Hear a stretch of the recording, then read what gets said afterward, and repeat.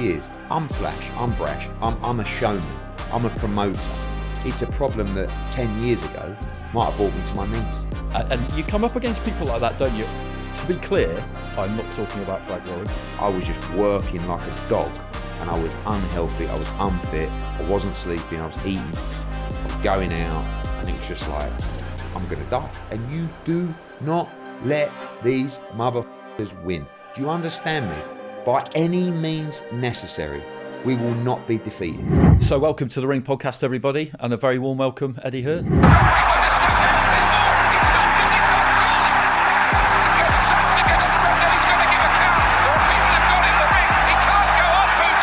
Look, you know, AJ against Fury is the one. Now, when you combine unbelievable talent with huge heart, it's the winning formula. He's a monster. A monster. So when I say Ring Magazine, what springs to mind for you? Legacy, history. I mean, you know, two elements, obviously. So the Ring Magazine, as we know it from a media outlet and magazine and source of information and knowledge, and then the Ring Magazine belt and the championship, which has become so iconic in the sport, but more importantly to the fighters. And I think the best way that you can describe the Ring brand and the heritage of the brand is what the fighters feel about that belt as well. If you said to any fighter, if you could win any belt in the world, what would it be? And they would say the Ring Magazine belt. How unbelievable and unique is that in the world of all these powerful organisations with sanction fees and rankings, that the fighters still look at that beautiful red and white and blue and yellow belt. Yeah, it's not far off the lineal title. It is. I mean, it tells you who is the best in the division, basically. No agenda, no sanction fees, no politics, just an honest representation of the best in the division. And, you know, I know that's part of the Ring Magazine, but ultimately, you know, the Bible of boxing, as it was once called. I mean, that is how people within the industry view the magazine. It's you know, it's the holy grail in that respect. So when it comes to a publication like that, I'd imagine you have you had a feature in the Ring on yourself? I'd imagine only a front cover, Andy. Have you had a front cover? I've had a front cover. I do apologise. Of the Ring Magazine. I didn't realise they put non-fighters on the cover. Yeah, well, only very powerful ones, obviously. But you know what? Every now and again, someone comes up to me with the magazine to sign it, and it is. That's a moment. I was a bit larger then and a bit younger. The hair was a bit fuller, but I do sometimes look at it and say, "Wow!" But yeah, it was. Like for me, that's something that's in my office. You know, we do a lot of media, but you know, to be featured in the Ring and to have a cover of the Ring was a big moment for me. And you know, as a fight fan, really growing up, the Ring Magazine was always something that I saw in the house or in my dad's office because everybody had it. I mean, it was a must. You know, similar to going back and looking at, I guess, the boxing news of maybe 20 years ago in the red and white paper that it used to come in, and you'd get that every week and this every month. So I think one of the best things that His Excellency's done is to bring the copy back to life, copy. You know, because I know we live in a world where everything's digital, but I don't want to read magazines online. No. I don't know. I mean, I've never read one magazine online. And I'm not the entire audience, but I believe there's a huge element of the hardcore boxing fan market that wants to sit there over a cup of coffee, reading the magazine or on the toilet. I mean, who doesn't read when they're on the toilet? Do you know what I mean? No, I think you're right, because I mean, look how obsessed people got with bookcases during COVID. Yeah. You know, every backdrop for every Zoom was someone's bookcase, and you know, people even have fake bookcases now. I think people do still enjoy having a physical copy of something, you know, in their hand. It's the media landscape's kind of fascinating, isn't it? Because the Ring's been around for over 100 years, boxing news has been around for over 100 years, but there's all facets to it now. And it struck me this morning when I was thinking about this conversation that in the time that you've been a promoter, your start coincided pretty much with the birth of the digital platform and social media. And so in terms of interviews given, column inches, minutes on tape, radio, TV, video, whatever you want to describe it as, you're probably the most prolific promoter in the history of boxing. Yeah, I guess in terms of airtime and speak, I mean, it's good and bad, because obviously speaking too much opens up the door for controversy, opinion, sometimes rivalry, bad blood. You're getting asked a lot, and you're doing so many different interviews. And to be honest, when I started in boxing, I wanted to make myself as accessible as possible to the fight fan. And Twitter was a world that I embraced straight away and was able to interact with the customer quite quickly. And that put us in a great position, because, when I did that, it was, my dad obviously was out of boxing. Frank Warren, he didn't do it. Ricky Hatton, he didn't do it. Barry McGuigan, all those guys, they didn't embrace that new digital world as quickly as I did. So that gave me a great start. And to this day, I never really, maybe for my fault, turned down an interview. If people turn up to the press conference, I give them my time. The problem is now, there used to be 4 or 5 YouTube outlets. Now there's 30. Do you know what I mean? And they all want 15 and it's minutes. and it's the same thing. But also that's my job. So yeah, I think the way that we did that put us in a great position. And I looked at other sports, particularly other combat sports, and looked at the figureheads within that sport. So UFC had Dana White. WWE had Vince McMahon. Why can't boxing have Eddie Hearn? I know there's lots of other people as well, but I wanted to almost create that brand for myself and for Matchroom, where we are, a voice within the sport, and the customer listens and, gets excited about what we're about to present to them.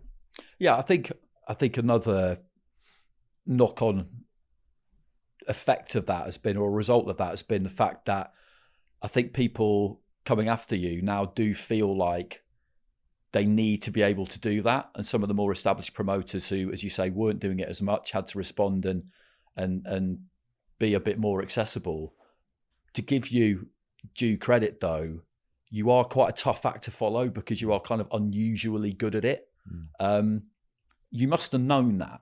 And so you knew that I need to run with this, because this is my wheelhouse. I can do this in a way that probably other people can't do it. Yeah, I don't know. I mean... Well, I do know, because I've watched it. I think...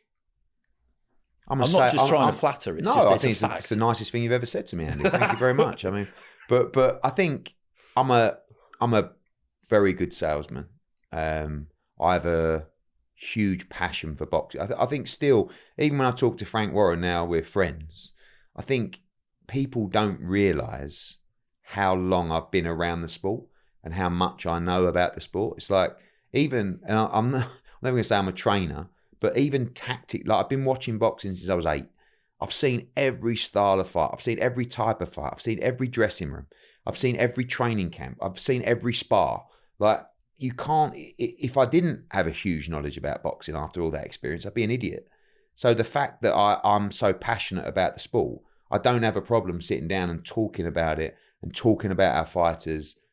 I live and breathe it so dangerously, to a point where I know there's not a fighter I don't know. There's not a card I don't know. There's not a fight on the card I don't know. There's not a backstory I don't know. There's not a narrative I don't know. So, yeah, it's not, I don't look at it and say, I'm really good at that. I just enjoy talking about boxing, especially when there's a fight or a card that I'm excited about. Like, you look at Fury Usyk and those kind of shows, especially Riyadh season. It's like, how can you not want to talk about it? I mean, and I don't really do much else other than eat, sleep, and breathe boxing.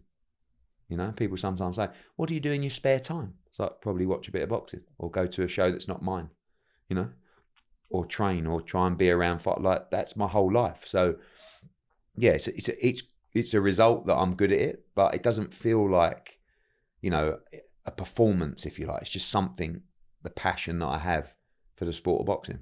And It would probably be a bit easier if it was a performance, if it wasn't that deep, because it's a double-edged sword, isn't it? Because you do that much talking and people are going to criticize and people are going to have a go at you, and they're not slow to, and they've got a direct line to you. Social media gives people that direct line, and it's very easy to say when you start something that you're not going to take things personally and you've got thick skin, but you find out quick whether that's true or not. And it probably develops over time, because none of us like people having a go at us, particularly if we don't think it's fair. I mean, the bigger you get, the more sort of toxic it becomes, if you like, because people will do anything to try and stop you. But when they can't beat you, they have to go to another level, and they have to be underlying, they have to be, personal, I think, at times. They have to try and stop you in your tracks. Unfortunately for them, the reason I've got to where I am is because no one's been able to do that. But people used to try and do that by criticising our events, and then then it goes beyond that. Then it's like, and then of course the Conor Benn situation was quite difficult to deal with as well, because that was a good opportunity to try and tear me down and rip me down. I think this game is definitely not for everybody, especially at the level that I operate at, and the criticism that I receive, and the constant battles that you're running up against on, could be social media or worse so within the business environment. But when I came into boxing in the UK, everybody tried to get me out, particularly Frank Warren, because that's what he does. That's what he's best at. Frank is probably the best applier of pressure that I will ever face. He's your Usyk. Yeah, potentially, because it's draining, and it makes you question if you're about this life. Do you want this in your life? And I say to some promoters coming through now, like, once you start doing quite well, or once it will age you, it will stress you out. I mean, I'm a little bit sick in the head. My dad says that sometimes. He says, "You love it, don't you? You love the aggravation." I think, do I? But I think the answer is probably, yeah, I love the fight. Yeah, I love to win. I think you have to love the chaos as well, because this is an unstable business. Oh, it is. And once you surrender to the fact that it is that, then you can relax. Yeah. I mean, in a weird way. Early on in my career, we're trying to be aggressive. I'm signing fighters that, were with Frank Warren, and he's trying to sign fighters that were with me, and I'm getting legal letter after legal letter. And as a fairly young man at the time, I'm thinking, next thing it's, we're suing you for this. This is coming from the High Court. And it's like, oh my God, like, I quite like working in darts and poker. It's quite easy. We were just making a fortune, and there was no aggravation. But then you start to realise that, again, like, the sport is pretty much bred into me. And also I've been built as a project, if you like, which my dad calls me sometimes, which is very compassionate, which is, you're built to win, son, and you're built to take over and beat all these fuckers. That's what I've taught you to do. And then you just realise, that's my life. That's the life I'm going to lead. So now, when you come through that side, you develop skin like a rhinoceros, and more like anything in life, the more you put yourself in difficult situations, the easier they become to deal with. So now when I have a problem, you've been through so much, it's like, it's just another problem. It's a problem that 10 years ago might have brought me to my knees. I remember when Jarrell Miller failed his drug test against, I was like, I can't tell you, I just went numb. I had to go into a room and lay down and just think, what now? It'd be like that. Boom. Like this week, Dennis McCann McGrath. Boom. Right, another problem. What about this game, mate? Mental. On we go. Yeah. But that's the attitude you have to have. And that's why I respect Frank Warren so much, because he's a great survivor. Like, he's lasted the test of time against the regime, against the business. And I've done the same. And that's why I think now we kind of had that mutual respect where almost he looks at me and goes, fair play. Yeah, you stuck it out, I'm sure he was waiting to see whether you would stay the course. Yeah. And something you'd mentioned there is, it occurs to me, is maybe something that's been endemic in boxing more widely. the idea basically that if somebody can't win themselves, then they'll take just as much joy in taking you down. The whole frog scorpion type scenario. I read a great quote the other day, I can't remember who it was from, where they basically said, never tangle with a psychopath, because either they win or you both lose. And you come up against people like that, don't you? To be clear, I'm not talking about Frank Warren. But you come up against people like that. You come up against people like that in boxing, don't you? Where you just think, so long as I don't succeed, you'll be happy. Yeah. Do you think that's changed a bit in recent times? I mean, with what's been going on the last 18 months or so, I guess we would say yes. Yeah, I think some people, I have to be honest, like a lot of people dislike me in the industry until we actually meet and start working together. Like the reality is, I'm flash, I'm brash, I'm a showman, I'm a promoter, right? I sometimes can build a narrative, might be controversial, but I'd like to think I was a decent bloke, right? And nothing in this business to me is personal at all. Even with the Warren stuff, I never sat there thinking, oh, this guy, like, the pulse never changed. But you might have done 10 years ago, do you think? Not really. Not taking things personally is quite tricky, That's but quite I think thing to achieve. Don't forget, I was young, I was naive, I was bullish. And I think when you've been in the game a long time, you're more like, and I look at what I did in America. See, no British promoter has ever gone into America and signed a major broadcast deal with regular dates, 12 shows. Like, we had the biggest budget in boxing in America. And I went in, and I still toss up in my mind whether it was right strategy, wrong strategy, but it was my strategy, which was, I'm going to let everybody know at the press conference. Yeah, I'm going to beat you all. And that first press conference was wild. Honestly, watching it. I know.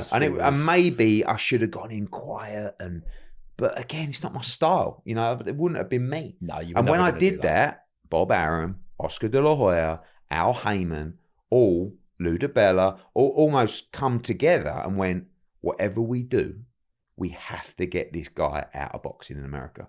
Do not let him in.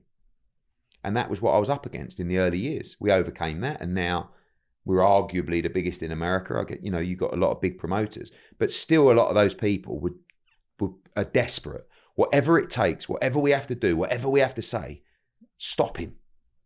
And that's, I don't know if this is, the right word. That's horny to me. Do you know what I mean? Because it's like, you're going to all those lengths to stop me.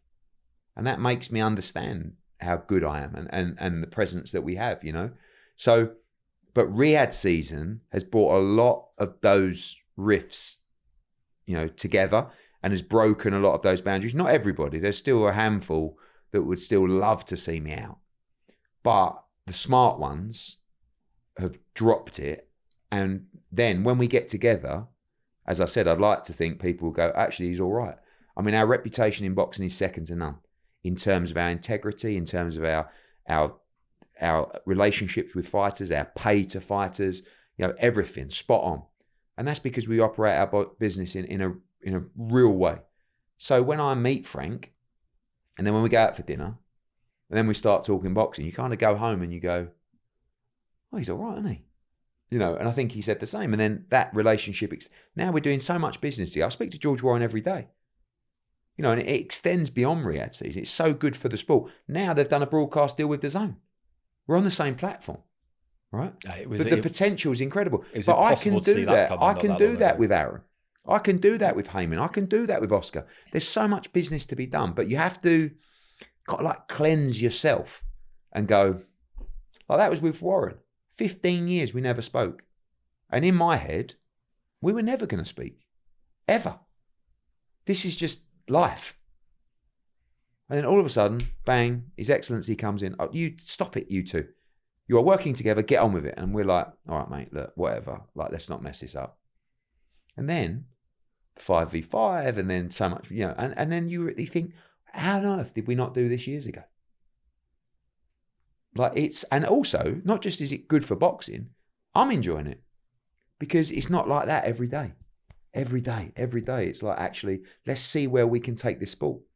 Do you think that is in a large part due to just doing it in an old-fashioned, old-school way, as in let's sit down face-to-face and have a conversation? Because increasingly, since the digital platform immersion, social media, it's really easy to throw stones at each other from a safe distance. I remember talking to Bob Aaron about this a while ago, and he said the problem is that people just do that.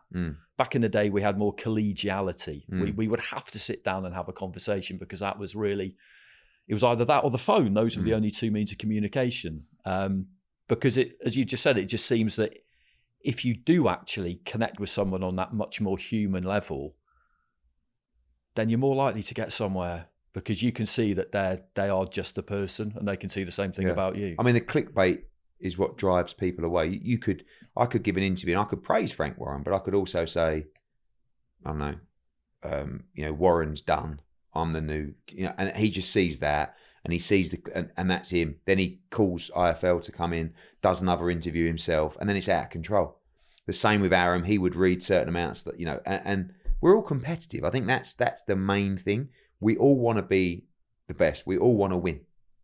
But I think, someone said to me the other day, how does it feel that Turki Al-Sheikh is now the most powerful man in boxing? For years, you arguably were, or you wanted to be. I said, mate, I know my place. I'm humble enough to know how good this is for boxing, and how good it is for our fighters, how good it is for our business. And if I have to work for His Excellency on Riyadh season shows, no problem at all. Now, maybe 10 years ago, maybe I would have gone, oh, we'll take him on. Wouldn't have been very wise. But I think that back then you're a little bit more immature, you're a little bit more bullish. Now I know where we're at as a business, and I know what's good for the business, I know what's good for our fighters, and I know what's good for the sport. And I think the common misconception about Turki Al-Sheikh is, it's just Saudi Arabia coming in with a load of money trying to dominate sport. No, this is a guy that has an unbelievable passion for the sport. And I see some similarities, because in my business, we have 10 different sports, right? I work across them, but 99% of my heart is in boxing. And I look at what he handles with Riyadh season and the other sports, the other concerts, the fashion events, everything. The reality is he's the same. He is completely and utterly addicted to the sport of boxing. Guess what? Like me, like you, and like everybody else that works in this mental world, we're completely gripped. We're completely addicted. It will never leave us. We talk about walking away. We talk about it's a pain in the arse. We talk about we don't like it. It's nothing like it. No, he knows. Like, he also knows of all these other events that he does, nothing makes him feel like boxing does. Yeah, once you go down the rabbit hole, there's no coming back. You're there for good then. Last question. That level of obsession that you have to have, and how driven you need to be, and relentless, as was the title of your book. How, in the wrong hands or handled in the wrong way, that is not good for a person, mentally, physically. It's dangerous. How have you managed to kind of deal with it to the point where you can do it? Because I remember talking to you about this a while ago, me and Matt Macklin, and you said there was a point where you got a bit carried away with it, and you knew that things weren't right. It was getting to a point where it was having an impact. It was heading in a certain direction, and it wasn't a good one. How do you strike the right balance? How do you achieve that formula? I think the key to a strong mind, if you like, is just understanding what is going on. Your strengths, your weaknesses, your vulnerabilities, and also probably looking back, it's like a therapist session this is, but looking back to your childhood, to how you were built, to what you were taught, and why you are like you are. And I completely understand it. Like, I actually had a question, we were doing something on the Netflix doc the other day, and they worryingly said to me, have you ever thought about having therapy? And I'm like, I've been taught that if you are weak mentally, you are a weak individual. Like that, and I don't agree with that, but that's how I was taught from my dad. Win, win, win. Work, work, work. Money solves everything. Competition is everything. Sport is everything. And that's it. Shut up and get on with it. Do you know what I mean? But the problem is as long as you understand, if you look at every top performer or high performer in sport or in business or in any field they're in, they have to make sacrifices that other people aren't capable or willing to make. It becomes very dangerous because the sacrifices that you make you quite selfish, make you quite narrow-minded, and you're so driven to succeed that nothing else matters. But you also have to understand the reason that you're doing that is because this matters to you and you're unbelievably passionate about it. So it's just a balance of saying, I was, the health and the fitness side was quite important to me because I was just working like a dog and I was unhealthy. I was unfit. I wasn't sleeping. I was eating shit. I was going out and it was just like, I'm going to die. I mean, my dad had a heart attack at 51. My granddad died at 44. My great-granddad died at 43, all of heart failure. And I work in boxing. I mean, it's like, it's not a great appetite. So, but it's not just that. It's just understanding what is important to you and what it means to you. So to live a life with purpose and passion, for me, is so much more rewarding than living a life of one without. And this is my passion. This is what I was built to do. Some people, what do you like to do in your spare time? I was like, I don't have any spare time. 2, work, watch boxing on TV, go to a show that's not mine. I mean, it's my entire life. So hopefully in time that will change and I'll get into a spot of fishing or, maybe some orienteering at the weekend. But all I want to do is boxing. And all I want to do is create great shows, create memories, build a legacy for the business, a legacy for myself. And once you sort of understand yourself and why you think like that, and the reality is, it's how I was raised, right? If I was raised, I came from money, but if I was raised in a soft way of, Edward, what, don't, if there's aggravation, step away, find inner peace and, be happy. Yes, I agree with all that, by the way, but I weren't raised like that. It was when it gets hard, you work an hour earlier and an hour later every day, and you do not let these motherfuckers win. Do you understand me? By any means necessary, we will not be defeated. That was what was drummed into me. Probably not healthy, but it's the Hearn way. And you'd have to speak to my old man about that because it's his fault. But listen, I'm in it. I'm 45 years of age and it's all I know. Okay, we'll end it there. This has been fun. Hopefully we'll do it again. Thanks for coming on.